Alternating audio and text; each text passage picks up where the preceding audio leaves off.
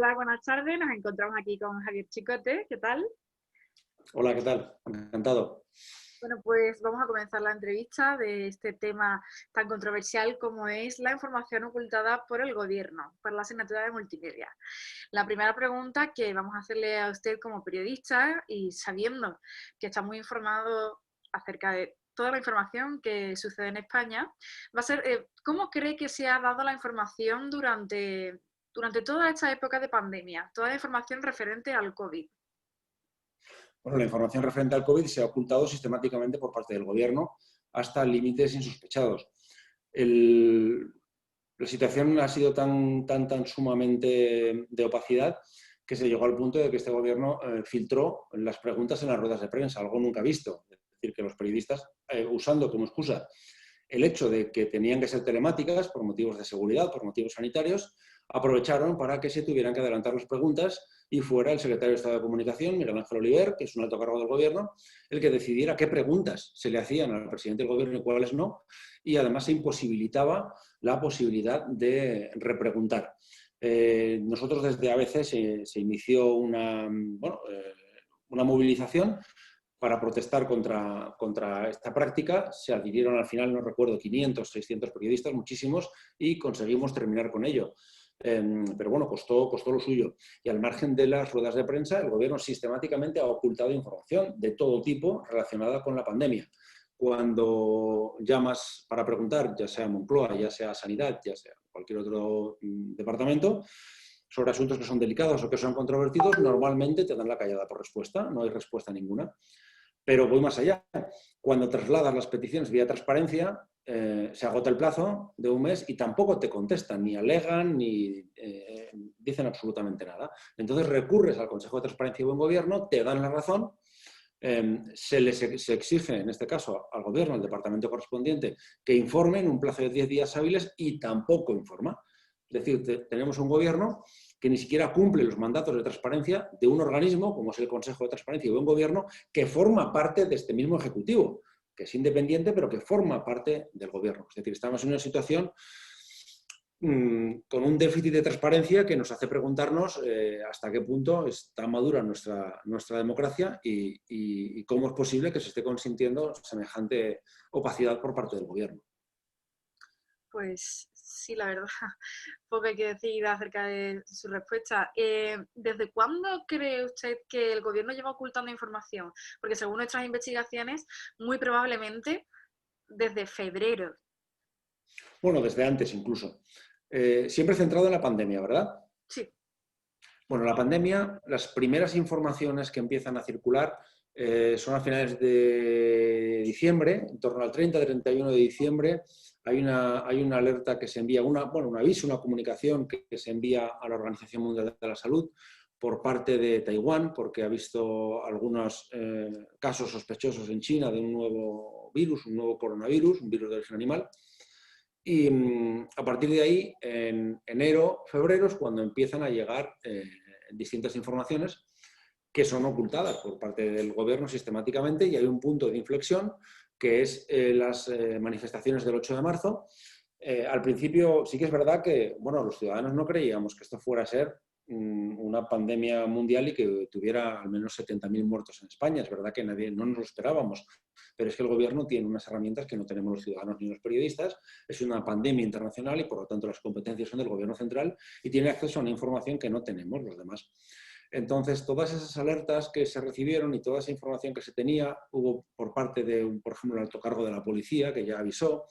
En febrero había distintos hospitales, prácticamente todos los servicios de salud que son autonómicos ya dijeron a los médicos que no tenían que asistir a congresos, que no tenían que hacer reuniones numerosas, es decir, ya había suficiente información, pero lo ocultaron. Había un interés político por parte, yo creo que nadie quería decir, oye, que no se puede salir a la manifestación, teniendo en cuenta que este es un gobierno de coalición que ha hecho bandera del feminismo y todos somos feministas, pero eso fue una torpeza importante y hasta después de la manifestación se permitió todo tipo de actos, no solo la manifestación, hubo partidos de fútbol, es decir, yo recuerdo, incluso después de la manifestación del 8M, yo recuerdo haber ido a un bar a ver el Liverpool Atlético de Madrid de la Liga de Campeones, no es que yo lo viera en un bar, es que miles de madrileños volaron a Liverpool, al estadio a Anfield, para ver ese partido. Y en esas fechas, antes del 8M, que es cuando ya parece que se caen de la burra, ¿no? El 8M dicen, ya el 9, todo está fatal. Bueno, pues estaba igual de mal que un día o 2 días antes, pero se ocultó sistemáticamente esa información. Efectivamente, febrero fue el mes clave en cuanto a la ocultación de información, porque en enero todavía había muy poca. ¿Y de qué tipo de información hablamos que estuvieran ocultando? Porque nosotros nos hemos centrado sobre todo en los síntomas, en la propagación, pero ¿crees que hay más información que se ha ocultado? ¿Y cómo cuál?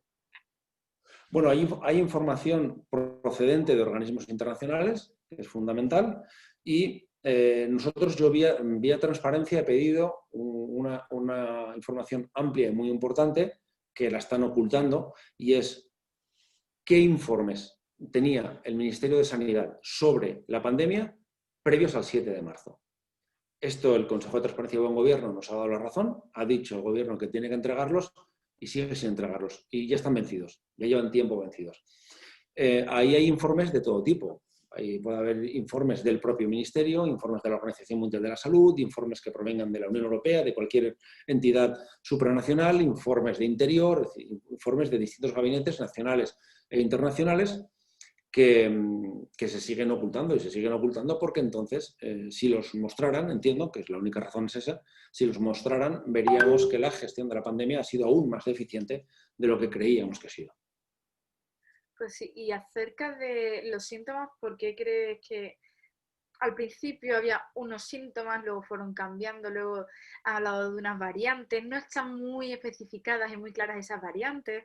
¿Qué eso es o sea, hecho específicamente por el gobierno, por el Estado, o es algo involuntario? No, el tema de los síntomas, yo ahí sí que no culparía al gobierno porque creo que nadie lo tenía muy claro. Entonces, al principio, yo recuerdo, yo pasé el coronavirus en marzo, en torno al 15 o 20 de marzo. Estuve cansado una noche, no le di más importancia, pero de repente perdí el olfato y el gusto. Y dije, esto es muy raro, no me ha pasado nunca. Y justo, prácticamente el mismo día, al día siguiente de yo perder el olfato y gusto, vi una información que recogíamos en abc.es sobre un equipo de médicos alemanes que habían estudiado un estudio preliminar a 100 pacientes, creo que eran 100 pacientes que habían tenido coronavirus, y no sé si era el 70% habían perdido gusto del olfato. Y dije, esto tiene toda la pinta de que es lo que yo tengo, y me asusté un poco. Entonces llamé que como vivo en Madrid, lógicamente, la sanidad está transferida al final a las comunidades autónomas, llamé a Salud de Madrid y me dijeron que, ¿tiene usted fiebre? Digo, no. ¿Tiene dificultades respiratorias? No, tampoco. Pues entonces nada. Y digo, mire, que es que ya me ha pasado esto y tiene pinta de que esto es coronavirus. Le cité el estudio alemán y me dijeron, no, si usted quiere aislarse por su cuenta, por su propia precaución, hágalo. Entonces yo creo que en esas fechas aún no se tenía claro el tema de los síntomas. Lo que sí se tenía claro, por ejemplo, y esto es un escándalo, que es una información que seguro ya has visto, es que la mascarilla era necesaria y era importante. Y Fernando Simón salió diciendo que no hacía falta llevar mascarilla. Y luego reconoció que lo dijo porque no había mascarillas, porque el gobierno no había sido capaz de comprar mascarillas. Eso en un país con una democracia consolidada, y yo creía que España estábamos un poquito mejor, habría significado, si no su dimisión, su destitución fulminante. En el momento que el primer responsable técnico de la lucha contra la pandemia de todo un gobierno dice, os he mentido a todos, la mascarilla era muy necesaria, pero como no había mascarillas, porque no hemos sido capaces de comprarlas, os he dicho que no hacía falta, ¿no? Bueno, eso estaba claro, había información médica más que suficiente de que la mascarilla era fundamental para contener el virus y para no contagiar a los demás y para no contagiarte, y nos lo ocultaron. De hecho, el gobierno no solo no tenía mascarilla, de hecho, compró bastantes cosas que estaban defectuosas, ¿no? Como Sí. respiradores y demás. No, pero ya que Eso estamos también nos lo ocultan. Eso, perdona, también nos lo están ocultando. He pedido vía transparencia las actas de inspección de todo ese material defectuoso, que fueron varios millones de euros que hubo que devolver, ¿no? Porque eso alguien lo tuvo que inspeccionar. Y, bueno, pues Transparencia ha dicho que sí, que tenemos derecho, no ya como periodistas, sino como ciudadanos, a conocer esas actas de inspección. Pues el señor Salvadorilla, el Ministerio de Sanidad, no quiere enseñarlo. No sé por qué, no quiere enseñarlo. Pues sí, bueno, hablando de mascarillas, ¿no? Como estábamos hablando, porque luego nos meteremos en ese asunto de transparencia y, bueno, pues todas las dificultades que estamos teniendo con la transparencia en España ahora mismo. Hablando de las mascarillas, el gobierno no ha bajado el IVA de las mascarillas hasta hace relativamente poco, cuando realmente la Unión Europea dio permiso y dijo que no iba a sancionar la bajada de IVA en ese producto. Y sin embargo hemos visto como varias personas del gobierno, concretamente del PSOE, si no me equivoco, han dicho que hasta ahora no han podido realizarlo cuando de hecho la mayoría de países de la Unión Europea llevan meses con ese precio bajado en torno al 4%, ¿no? Arriba o abajo. Entonces, ¿qué necesidad tiene el gobierno de mentir a todos sus ciudadanos de esa forma? Bueno, el gobierno es obvio que mintió. Es verdad que la normativa de la Unión Europea no te permite poner los IVAs como te dé la gana.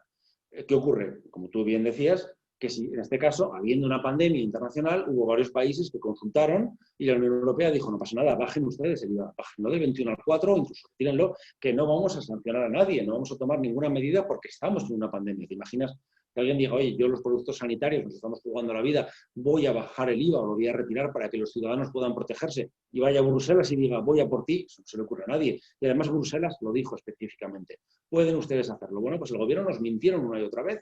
La ministra de Hacienda, que también es ministra portavoz, María Jesús Montero, dijo que eso no se podía hacer, cuando sí que se podía hacer, cuando lo había hecho Italia, creo que Alemania, varios países, y yo no sé muy bien por qué lo hacían, porque cuando veías la recaudación se hablaba de 1.000 y pico millones, es mucho dinero para ti y para mí, pero en las cuentas del Estado tenemos un agujero gigantesco y vamos a tener el agujero pues un poquito más profundo, pero que apenas se iba a ver en la grandiosa crisis económica en la que estamos.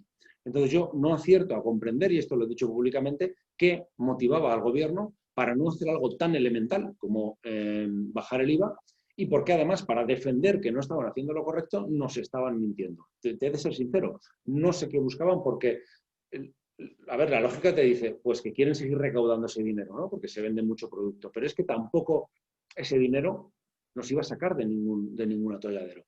Pero no acierto a encontrar otra justificación que no pueda ser la del dinero, porque no se me ocurre cuál.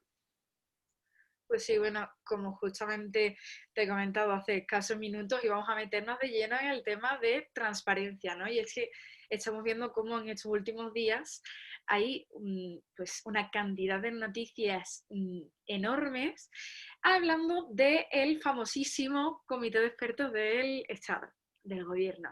Entonces, el 10 de diciembre venció el plazo que dio transparencia de 10 días, el día 30 de noviembre, para, bueno, al Ministerio de Sanidad para dar a conocer los nombres del comité de expertos.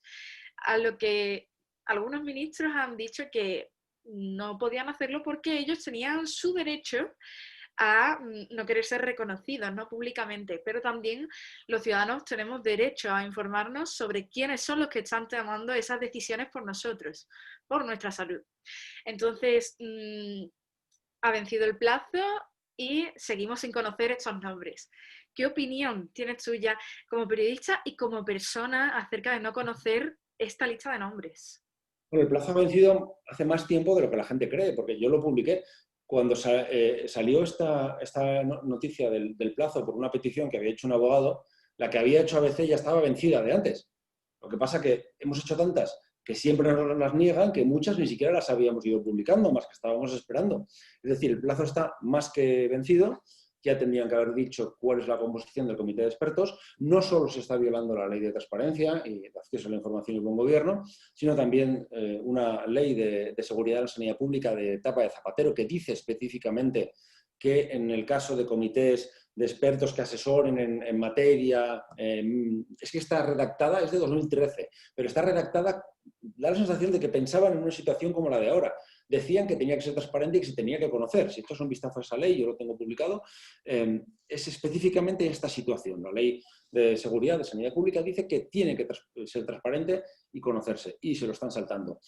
¿Por qué el gobierno no quiere dar los nombres? Ellos dicen que es por tema de protección de datos, no es verdad. Es decir, si es un científico ya sea funcionario del ministerio o externo, que parece que son funcionarios, no tiene que ser una persona que tenga que esconderse.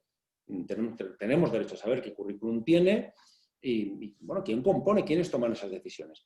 ¿Por qué no quieren hacer esto? Pues porque en realidad la impresión que yo tengo es que eran decisiones que se estaban tomando más bajo criterios políticos que bajo criterios científicos. En el fondo, el comité de expertos, que ya medio lo dijeron, eran Illa y Fernando Simón. Ese era en realidad el comité de expertos. Ha habido por ahí alguno más del ministerio, pero básicamente las estaba tomando un ministro del gobierno de España, que es un cargo político, y un técnico, un funcionario, pero que está designado en un cargo de confianza y que es además portavoz del gobierno en la parte técnica de la pandemia. Es decir, que está haciendo tareas políticas. Tenemos a personas haciendo política, que eran las que tomaban las decisiones, que debían haber sido decisiones eminentemente sanitarias, bajo criterios científicos y bajo criterios médicos. Y yo creo que ese es el motivo por el que el gobierno sigue ocultando las identidades de los miembros del comité fantasma o misterioso.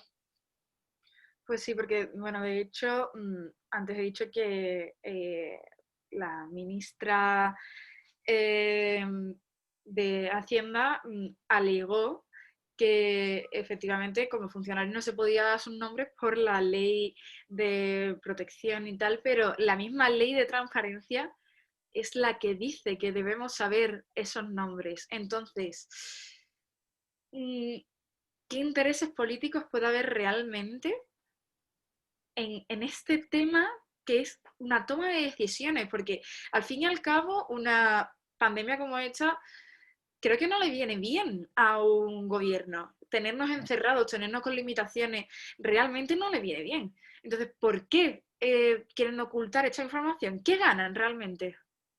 A ver, yo creo que la motivación para no dar los nombres del comité de expertos es que sepamos quiénes son, se les pregunte, se les localice, se les llame y alguno diga algo que no guste al gobierno, alguno cuente algo que no haga muchas gracias del gobierno. Alguno diga que su opinión no se escuchó, que él dijo algo que se debía hacer con sensatez y se obedeció más a criterios políticos. O simplemente que digan, no, mire, si ahí las decisiones las tomaban Illa y Simón, si nosotros estábamos de comparsas, no lo sé. Me imagino que puede ser algo así, pero sé que como estamos hablando siempre de información que nos la están ocultando, pues no sé muy bien qué es lo que hay. Pero bueno, desde luego nos las ocultan por los intereses particulares y partidistas del gobierno. ¿Y por qué crees, así un tema bastante más general, que España es uno de los países más afectados por COVID en Europa? Porque ya no hablamos del mundo, ya que los países de Latinoamérica pues tienen unos datos un poco más abstractos, ¿no? Podríamos decir. ¿Por qué España? ¿Qué ha hecho mal el gobierno? ¿Qué hemos hecho mal los ciudadanos? ¿Qué pasa en España? Bueno, yo creo que la reacción del gobierno fue muy tardía. Teníamos como ejemplo Italia y no se siguió. Al final España fue pasando por lo que pasó Italia, pero con 2 semanas o 3 semanas de diferencia. Y no se hizo caso a un vecino como Italia, que tenías ahí el ejemplo. Es fundamental el hecho de no haber querido tomar ninguna medida antes del 8 de marzo, porque ese es el momento en el que el virus entra de golpe. Si ahí se hubiera contenido, la situación no tendría nada que ver con la que ha tenido ahora. Y luego entiendo que también tenemos una responsabilidad de los ciudadanos y que quizás por el modo de vida de los españoles, que estamos más en la calle, que tenemos más contacto físico, que tenemos más horas de luz, que hay otros países del norte de Europa que, no sé, tienen quizás otro recogimiento, pues que pueda algo tener que ver con nuestras costumbres o con cierta irresponsabilidad. A mí no me gusta esto, pero bueno, que a veces pensamos que somos menos civilizados, por decirlo de alguna forma, que otros países europeos y quizás haya tenido algo que ver, pero bueno, Grecia es un país mucho más caótico que España y tampoco es que haya tenido unas cifras peores, ¿no? Hubo momentos en los que prácticamente nadie superaba a España. Pero desde luego ha habido una torpeza por parte del gobierno, no se protegió a los sanitarios, no se compró material sanitario en su momento y eso también afectó. Bueno, y por último, hablando un poco, solo vamos a tocar este tema con esta pregunta en principio, va a ser sobre el hospital Isabel Zendal. Ujú. acerca de bueno, pues su planificación, el hecho de que se inauguró con un sobrecoste de lo que había planeado en un principio. Entonces, ¿qué sabemos de este hospital? O sea, ¿hay algo oculto detrás de lo que sabemos así de cara a Isabel Díaz Ayuso en este caso? A ver, yo lo miré y el caso de Isabel Díaz Ayuso, bueno, yo he trabajado en ABC y he trabajado en medios de todo pelaje, todos los medios tienen su línea editorial, sus intereses, es decir, te hablo desde, no te digo desde la más pura objetividad, porque todos somos subjetivos, pero te hablo con total mesura. Eh, Todo lo que haga un líder del PP en ese sentido se magnifica. Es decir, lo que está haciendo Pedro Sánchez, si lo hiciera un presidente del Partido Popular, no se le consentiría. O lo que ha hecho José Luis Ábalos, si lo hiciera un ministro del Partido Popular, no se le consentiría. Y todo lo que hace Isabel Díaz Ayuso se magnifica porque Isabel Díaz Ayuso es, por un lado, pone las cosas fáciles porque tiene unas maneras raras, no se expresa bien, es un poco extraña, por decirlo de alguna forma, y a veces lo pone fácil, pero Isabel Díaz Ayuso es el rival a batir por parte del gobierno y de sus aliados mediáticos, por decirlo de alguna forma. Porque Isabel Díaz Ayuso es la mayor cuota de poder que tiene hoy el Partido Popular en España, con permiso de Juanma Moreno Bonilla en Andalucía, pero la Comunidad de Madrid es muy importante, y Isabel Díaz Ayuso la han puesto en la diana y van a por ella continuamente. El hospital, yo no he llegado a escribir sobre él, pero sí me he documentado bastante, porque en algún programa de televisión íbamos a hablar sobre ello, donde tú misma has dicho lo de los sobrecostes.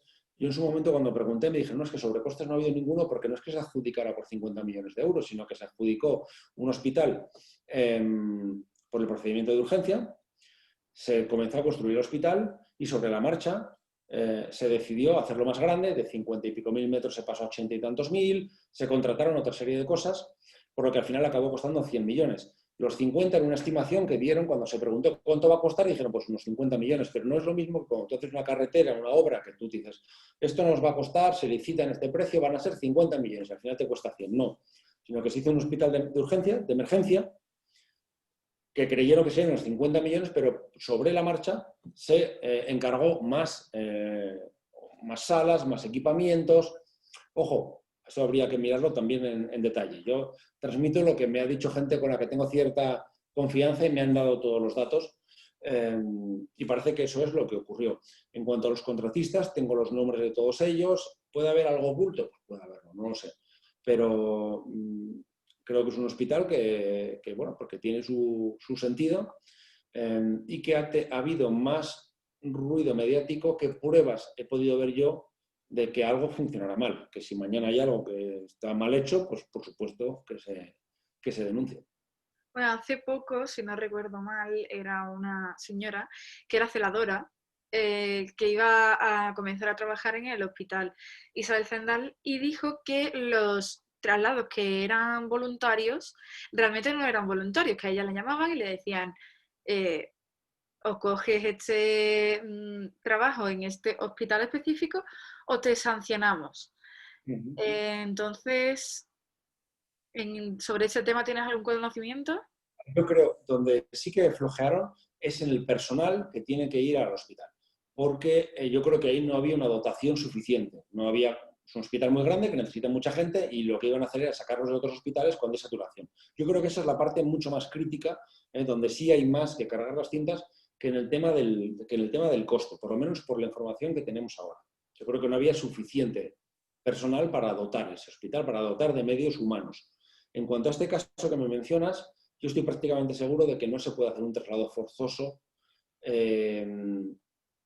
a este hospital. Habría que ver cómo se rigen los funcionarios o en este caso no hay, ahora mismo no hay decretado un estado de alarma que te permita el... pero bueno, ahí desconozco, quizás te podría ayudar a los sindicatos de funcionarios o la propia Comunidad de Madrid, cuál es, si a un médico o un enfermero que tiene plaza en La Paz y le dicen tú mañana vas a trabajar aquí, si ese traslado es obligatorio o no es obligatorio, lo desconozco. Bueno, perfecto. Pues muchísimas gracias, Javier. Ha sido un placer poder hablar contigo sobre este tema tan controversial y al que no todo el mundo se atreve. Muy bien, ha sido un placer para mí también. Gracias a ti. Muchas gracias.